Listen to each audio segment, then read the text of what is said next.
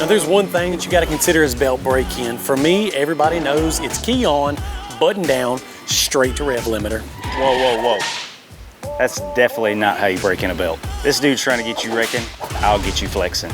First thing you want to do when you get your new belt on is you want to crank the machine in neutral. Next thing we're going to do is we're going to get the belt up to operating temperature by applying different levels of throttle, not to exceed 4,000 RPMs. Do this for a few minutes. Next thing you want to do is you want to switch to low range. Make a couple hot laps around the neighborhood or up and down the trails, applying light throttle, not exceeding 4,000 RPMs.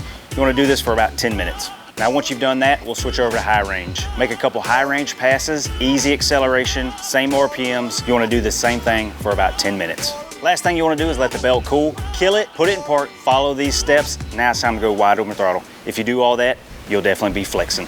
All this wide open throttle talk got me itching. That's the kind of flexing I'm trying to be a part of.